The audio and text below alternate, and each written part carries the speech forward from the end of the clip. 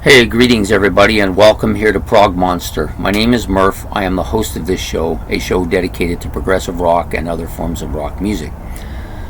So here we are, Sunday night, back at the Great Album Challenge, a show that alternates weekly or bi-weekly, I guess, with Ben's Album Challenge. Now, we did have Ben's Album Challenge last week with the Frida album, and this week we are doing the Great Album Challenge, which features the year 1982 as the year. So this is a fairly big year for me. Lots of the albums that came out this year I like quite a bit. Ben has put in 10 albums, all of which I am aware of and have been listening to before, except for one album which I did listen to, but I've only had one listen with it, so it's going to be fairly low on the chart. Just for that reason, 5 of the albums, they're what they call the 500 plus club. That means that they've been listened to over 500 times, and they're going to be among the top albums on this thing. So normally what we do here is Ben gives me these 10 albums that are his 10 favorite, and then I rank them according to how I like them for the year that we are talking about, which is 1982. And I rank them the way I always rank stuff, which is from my least favorite to my most favorite, or from, in this case, number 10 to number 1. And then I'll reiterate them at the end, giving them from rebuilding them the opposite way from number 1 down to 10. So without further ado, let's get to it. So the number 10 album, and by no means, I have to say right up front that all 10 of the albums that Ben chose I like. Sometimes, he may like something I don't like, but it's rare. Usually whatever he likes, whatever he picks as his top 10, I generally like the album, even if I don't rank it that high, but I still like it. So that's the case with this first album. I do like it. Hasn't had a ton of listens with me, but it is a great album nevertheless, and we are going to talk about it just a brief bit. So it's the Alan Parsons Project. This is called Eye in the Sky. Many of you will know some of the tracks off here. Eye in the Sky itself, lots of good stuff on here. I believe it's Eye in the Sky is the song that or no, it's Cirrus, sorry. I think Cirrus is the song that I remember from the Need for Speed. That was a video game I used to play, and I think that was the song that they used for that. So this is quite a good album, very interesting. Really needs more time listening to it. It's not currently in my playlist or in the waiting list because I've got so many going on, I can't put it in.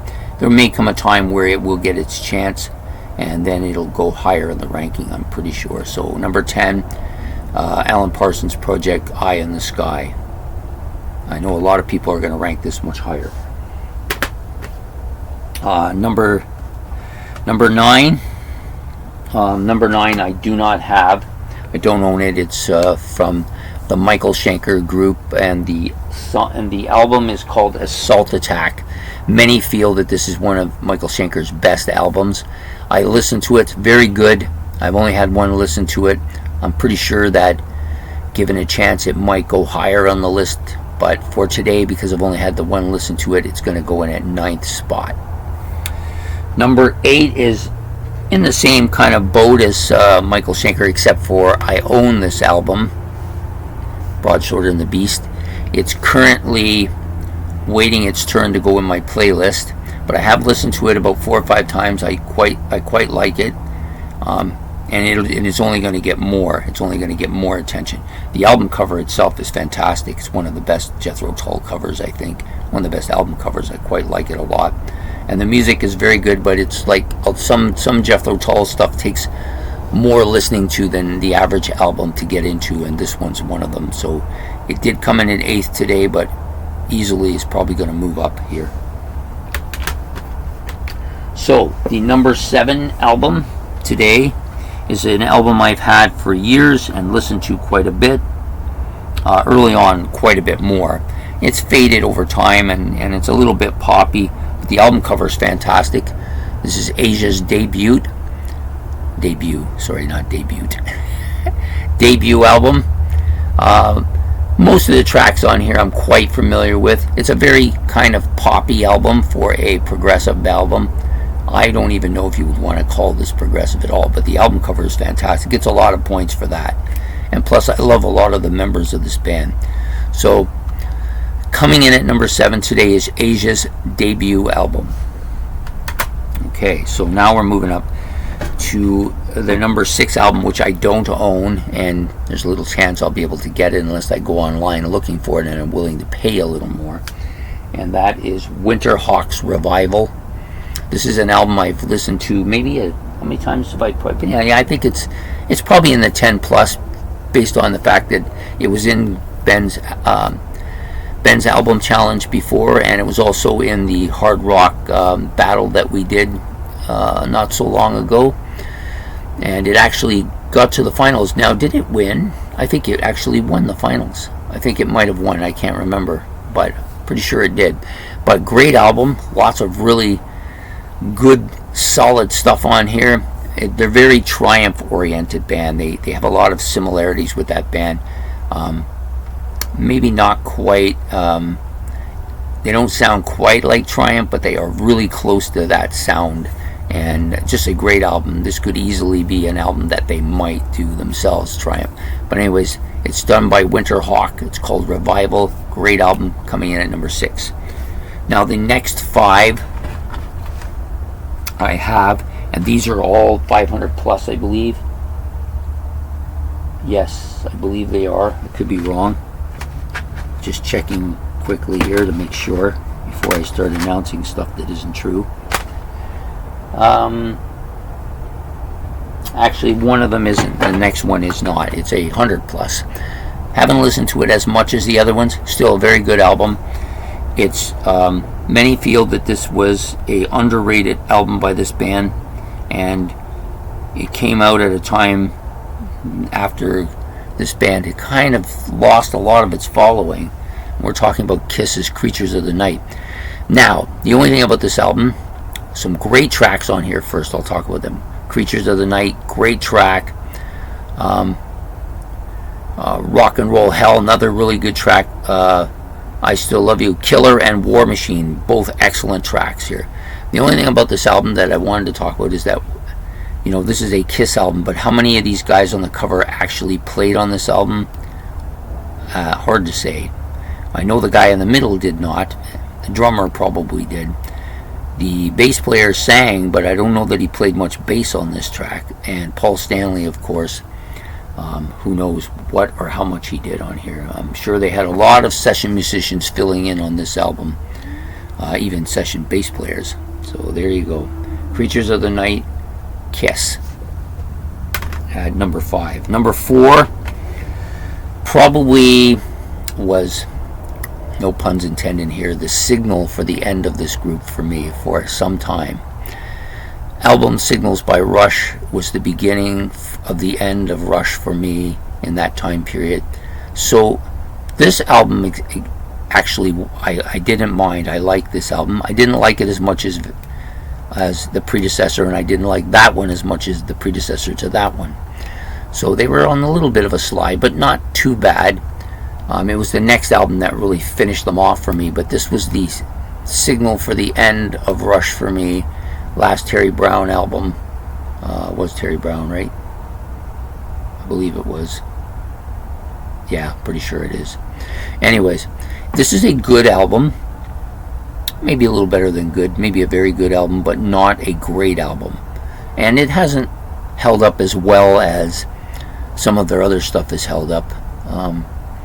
There's a few songs on here I still listen to. The honest truth is that I never really liked Subdivisions when it came out, and now it's my favorite track on the album. I think it's gotten a little better in my listening, but some of the other stuff I just don't listen to much anymore. This album doesn't really do as much for me as it once did, but it's still Rush, and it's still a good album. So they come in at number 4. Number 3 was a huge album for me, and for a while was my favorite by this group, by this single artist, for I would say a good 10 years, 15 years before it was replaced by other albums. But it's a really great album. Initially, Shock the Monkey and